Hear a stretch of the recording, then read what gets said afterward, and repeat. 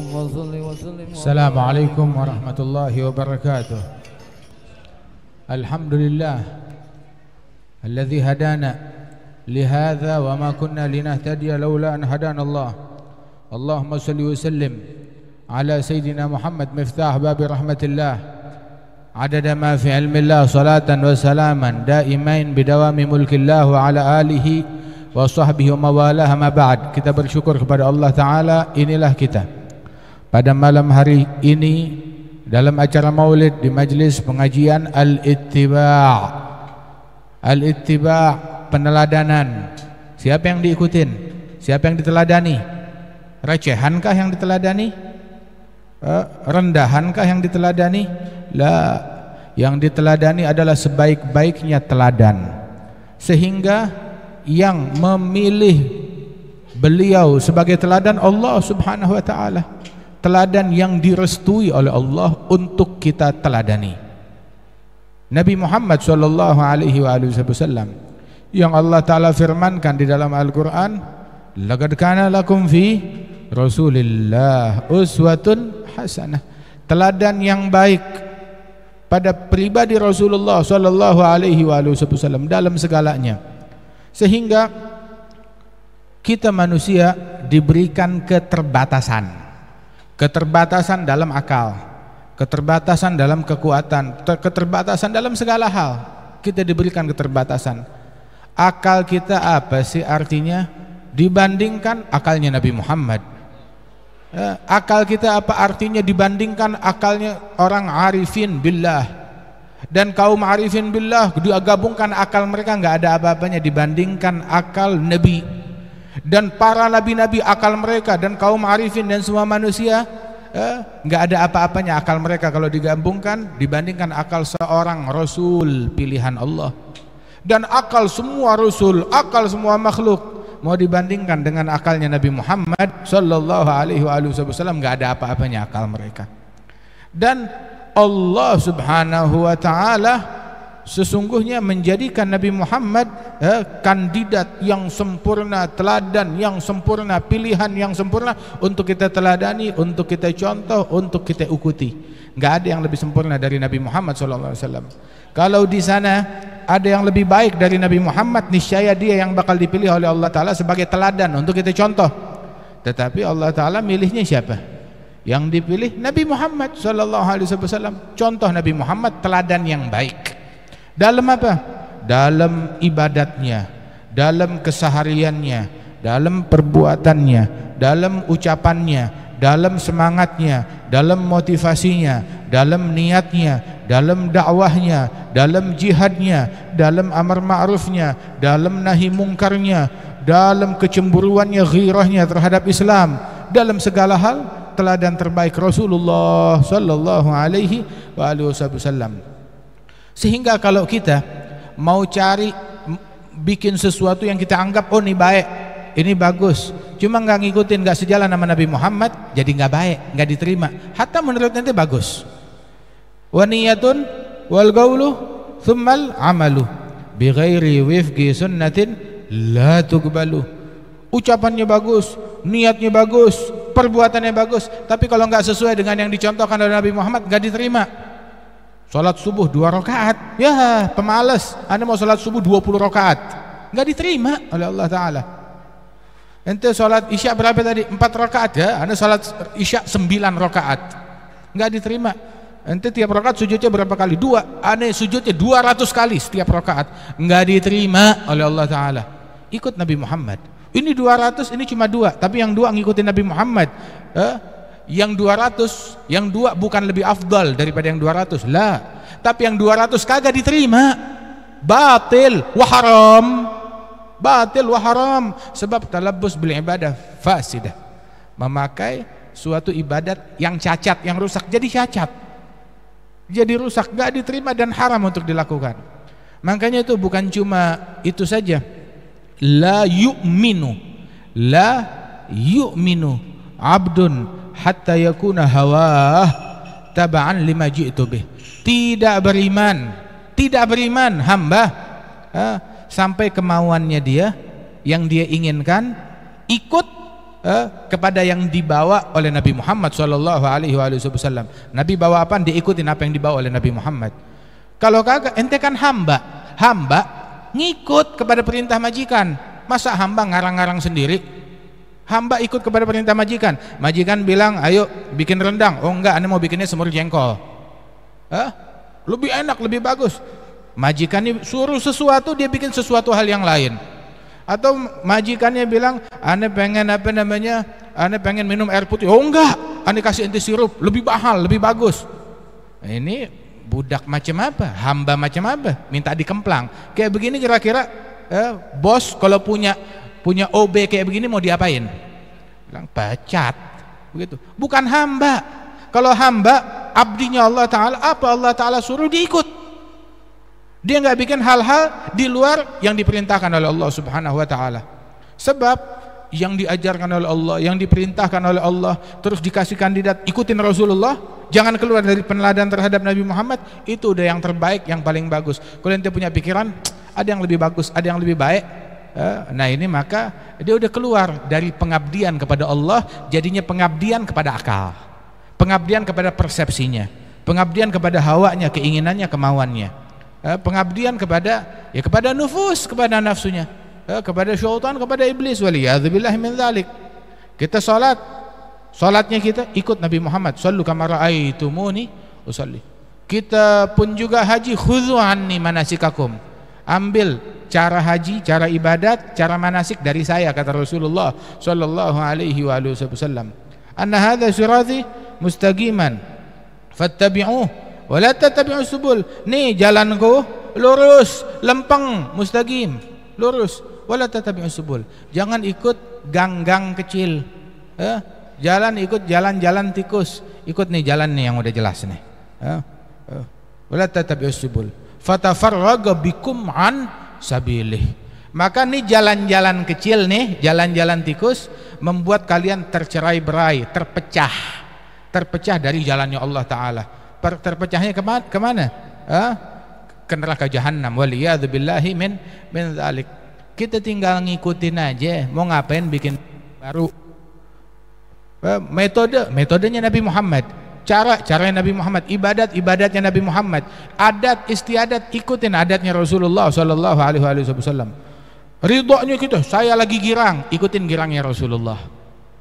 Saya ridho, ikutin ridhonya Rasulullah. Rasul nggak ridho sama kemaksiatan, tidak ridho dengan kemaksiatan, dan tidak mengungkapkan kegembiraan dengan maksiat. Ikutin Nabi Muhammad. Gimana ketika beliau senang, ketika beliau ridho, sayang sama seseorang, nggak bikin gelap mata. Sayangnya Nabi Muhammad SAW itu nggak membuat menjadi udah tutup mata kalau dia melanggar batasan-batasan syariat. Lah, itu waktu itu ada satu orang melakukan pelanggaran harus dihukum hudud. Datang kepada Usama bin Zaid, ayo udah bujuk Nabi Muhammad, ente kan disayang sama Nabi Muhammad, ya, bujuk Nabi Muhammad untuk memberikan keringanan, memberikan ampunan di dalam hukum Allah ini, sudah jangan dituntut macam-macam. Maka begitu Usama ngomong kepada Nabi Muhammad, sebab Usama ini adalah hibbi Rasulillah, kesayangan dari kesayangannya Rasulullah sallallahu alaihi wasallam, orang yang paling disayang oleh Nabi Muhammad sallallahu alaihi wasallam. Ayahnya dia kekasih Rasulullah, dan Usama adalah kekasih dari kekasihnya Rasulullah sallallahu alaihi wasallam. Apa aja Usama mau diturutin oleh Nabi Muhammad. Akhirnya dia minta ini syariat jangan didirikan kepada orang ini. Memang saya sayang kepada engkau, akan tetapi engkau mau ngasih pertolongan ya untuk tutup mata dalam masalah syariat, lah, nggak bakalan, kata Rasulullah sallallahu alaihi wasallam. Tetap laksanakan. Bahkan Nabi Muhammad sampai bilang, "Lau saragat Fatimah binti Muhammad wa hasyah min dzalik, la qata'tu yadaha." Kalau putriku, putri kesayanganku yang 1.000.000 kali saya lebih sayang daripada kamu, kalau putriku dia mencuri, wa mustahil hal tersebut, saya sendiri yang bakal motong tangannya, kata Rasulullah sallallahu alaihi wasallam. Nabi Muhammad ikutin ridhonya Nabi, sayang anak, sayang keluarga. Tetapi Nabi ngajarin begitu, kalau kita sayang sama anak kita, bukan berarti apa yang dia mau kita kasih. Mau lompat ke jurang, ayo silahkan, begitu ya. Mau gantung diri, ayo silakan, Abah beliin talinya. Kan sayang anak. Ada bukan sayang anak, jurumusin anak namanya. Tapi kalau sayang anak itu diajarkan oleh Rasul sallallahu alaihi wasallam, muru auladakum bisalah li 7 sinin idribuhum 'alaiha li 10. Perintahkan anak-anak kalian salat ketika usia 7 tahun, usia 10 pukul. Loh, sayang anak pukul. Iya. Ini sayangnya Nabi kayak begini. Sayangnya Nabi kayak begini. Ufariguhum fil madhaji'. Pisahkan ranjang antara laki yang perempuan. Biar dari kecil yang laki sama yang perempuan tahu batasan. Kan saudara, ada kakak, kagak ada syahwat. Begitu dari kecil tahu batasan. Ada laki, ada perempuan. Kagak main campur aduk begitu aja. Kalau kagak, nah ini yang terjadi. Gara-gara kita kekurangan didikan, sehingga kita lupa batasan antara laki dan perempuan. Lah, ada batasan antara laki perempuan dari kecil diajarkan oleh Rasul sallallahu alaihi wasallam. Ketika kita ridha dengan sesuatu, ada aturannya, ikutin ridhanya Nabi Muhammad sallallahu alaihi wasallam. Dan juga ketika marah, ikutin marahnya Rasulullah. Marahnya Nabi Muhammad bukan karena hal duniawi, bukan karena hal yang fana. Marahnya Nabi musuhan, berantem sama orang gitu cuma gara-gara hal yang fana, nggak ada. Nabi nggak begitu. Lah, bukan karena harta, wala karena tahta, wala karena politik, nggak ada. Marahnya Rasul sallallahu alaihi wasallam motivasinya murni akhirat, murni agama. Beliau ya'fu 'anil dzambi idza kana fi haqqihi wa sababihi idza dhuya haqqullah lam yakum ahadun li ghadabihi. Urusan pribadi memaafkan, tapi haknya Allah beliau tegas sallallahu alaihi wasallam. Enggak ada yang lebih tegas daripada Nabi Muhammad sallallahu alaihi wasallam. Ente mesti tegas, tapi tegasnya kayak Nabi. Dalam keadaan yang diharuskan marah, marah, tapi marahnya kayak Nabi Muhammad. Kalau ente marahnya kayak syaitan, ente menistai Nabi Muhammad. Marah kayak Nabi Muhammad sallallahu alaihi wasallam, tegas seperti Nabi Muhammad sallallahu alaihi wasallam. Ghirah, cemburu seperti Nabi Muhammad sallallahu alaihi wasallam. Wa Rasul sallallahu alaihi wasallam kalau marah tuh nggak pilih-pilih. Yang bikin kesalahan orang yang saya kasihi, jadi udahlah, kalau tutup mata, diam-diaman aja. Yang bikin kesalahan orang yang sealiran, sepemahaman, satu pandangan politik sama saya, jadi kalau sudah tutup mata. Lah, Nabi Muhammad sallallahu alaihi wasallam tadi tuh, orang bikin salah begitu keliru, kalau ada permasalahan syariat, hatta putri saya, kata Rasul sallallahu alaihi wasallam, hatta keluarga saya, hatta anak saya, begitu tegas, paling tegasnya orang sallallahu alaihi wasallam. Ngelihat istrinya, ada satu istri membuat keluar dari jalan adab, membuat sebuah pelanggaran, gosip satu kata yang mungkin di mata kita bukan gosip. Ya Rasulullah, fulanah gasirah, dia tuh pendek, cuma ngucapin kalimat itu, bilang laqad qulti kalimah law muzijat bima'il bahr la antanathu. Engkau sudah mengucapkan satu kalimat, kalau dicemplungkan di lautan, lautan itu bakal jadi busuk gara-gara kalimat tersebut, kata Rasul sallallahu alaihi wasallam. Nabi Muhammad marah, tegas, tapi lihat tegasnya, ada memaki gak? Ada mencaci gak? Ada gak? Nggak ada. Lihat nih Nabi Muhammad tegasnya, marahnya. Kemudian juga para sahabat, kemarahan dan tegasnya mereka. Para tabi'in, siapa tabi'in itu? Ali Zainal Abidin, Al Hasan, siapa namanya, Al Hasanul Basri, begitu, Wais Al Qarni. Kemudian juga para tabi'in ini orang-orang yang lain, ada Malik bin Dinar, Syaqiq Al Balkhi, Ma'ruf Al Karhi, kemudian juga Ibrahim bin Adham, Junaid bin Muhammad, Syekh Abdul Qadir Jalani, fulan. Marahnya mereka kayak bagaimana? Ngikutin marahnya Rasulullah sallallahu alaihi wasallam. Lah ada memaki, wala ada mencaci, ada bergosip, wala apa. Kalau kagak, kalau kita mau marah, enggak ngikutin marahnya Nabi Muhammad. Nah itu tadi, kayak kita sholat, ente sholat 1 rakaat sujudnya berapa kali? 2, ane 200 kali. Ente capek sampai 7 jidat kapalan, enggak dapat pahala, malah ente bikin dosa. Haram. Begitu, sebab memakai ibadat yang cacat, yang rusak, dan kagak diterima, pahala nggak dapat, dosa yang dapat, jidat kapalan jadi jelek, begitu, begitu, wala dapat apa-apa, cuma capek, hilang begitu saja. Waliyadzubillahi min dzalik. Nah, semua kita mau lakukan gampang, ikut Nabi Muhammad sallallahu alaihi wasallam. Jangan ngikut hawa nafsu kita. Kita mau marah, nafsu juga marah. Begitu. Ini dalam, kalau marah kita buat syariat nggak ada bawa-bawa nafsu. tinggal nafsunya, sembelih nafsu ente. Jangan bawa-bawa nafsu, jangan bawa-bawa kepentingan politik, jangan bawa kepentingan pribadi. Dalam syariat khalas, murni, ala lillahi dinul khalis, agama yang murni, yang tulus untuk Allah Ta'ala. Nggak bisa dicampur sama macam-macam lah, kasih bumbuin ini, kasih apa segala macam. Kayak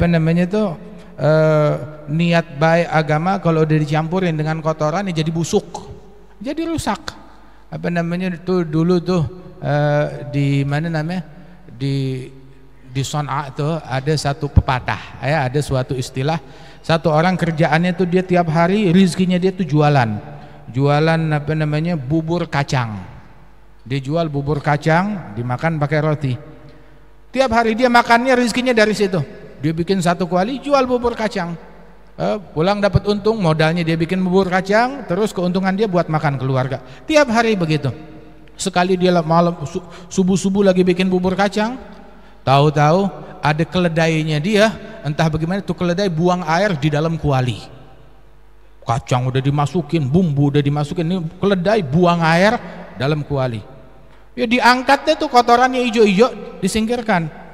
Terus sisanya bagaimana? Mau dibuang? Ya bukannya sayang, kalau dibuang nih hari saya nggak ada modal, saya habis. Kagak dibuang najis. Tapi bagaimana? Ya udahlah. Ini bubur kacang terus ada sisa-sisa kotoran keledai. Ya udah dah, kita aduk aja, campur. Ada ijo-ijonya tuh bubur kacang, terus dijual. Orang yang beli begitu, nah tumben nih kok bubur kacangnya ada ijo-ijo. Nah ini namanya mukhaddariyah, bubur kacang hijau. Begitu versinya mereka tuh.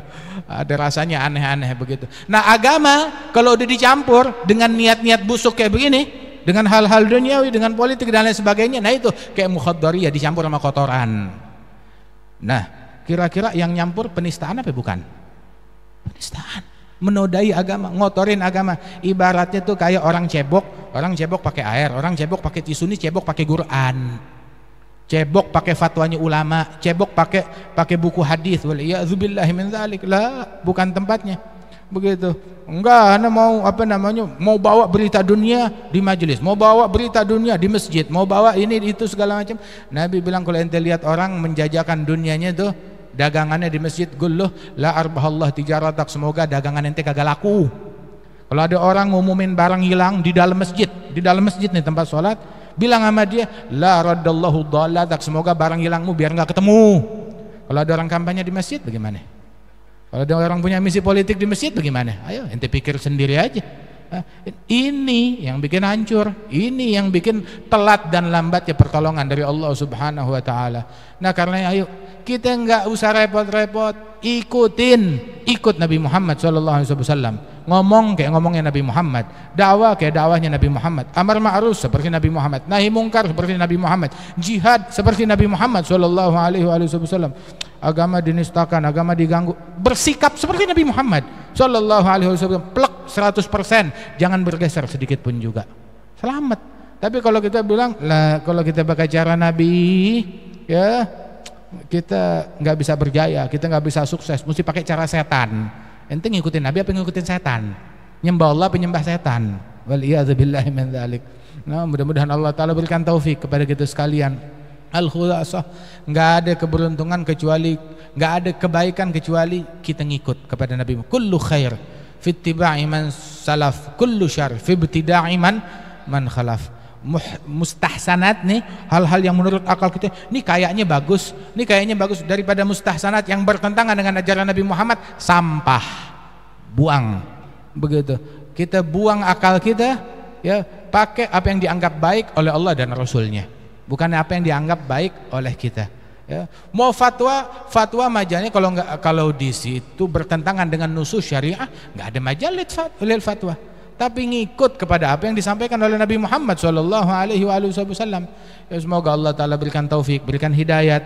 Insyaallah berkat kita hadir di malam di majelis al-ittiba', ya, yang dipimpin oleh akhina Ustaz Agus, insyaallah kita makin bisa ittiba, ngikutin Nabi Muhammad sallallahu alaihi wasallam. Ikutin Nabi segalanya, bikin kawinan ikutin Nabi, bikin acara ikutin Nabi, bikin khitanan ikutin caranya Nabi Muhammad sallallahu alaihi wasallam, bikin apa aja ikutin Nabi Muhammad. Hatta bikin acara hajatan ikutin Nabi, jangan pakai hajatan tuh ikutin cara yang lain yang bertentangan dengan yang diajarkan oleh Rasul sallallahu alaihi wasallam. Rumah tangga ikutin Nabi Muhammad. Rumah tangganya Nabi kayak bagaimana?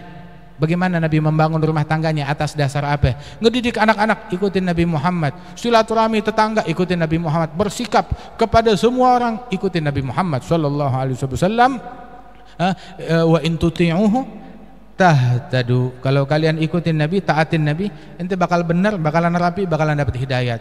Allah yahdina wa iyyakum. Allah yahdina fi man hadah, tawallana fi man tawallah, yar'ana fi man ra'ah, ij'alna wa iyyakum min khawas asfiyah wa auliyah birahmatika arhamar rahimin. Insyaallah guru-guru kita diberikan kesehatan, afiah, keberkahan, panjang umur, yang punya hajat dikabulkan hajatnya, dan semua yang punya andil ya dalam terwujudnya acara ini, membantu mensupport kegiatan Majelis Al-Ittiba, insyaallah diberikan keberkahan oleh Allah Subhanahu wa taala. Amin ya rabbal alamin. Allahumma aslih syu'unana zahira batinah birahmatika arhamar rahimin. Sallallahu alaihi sayyidina Muhammad wa ala alihi wasallam. Akhiru da'wana alhamdulillahirabbil alamin. Assalamualaikum warahmatullahi wabarakatuh.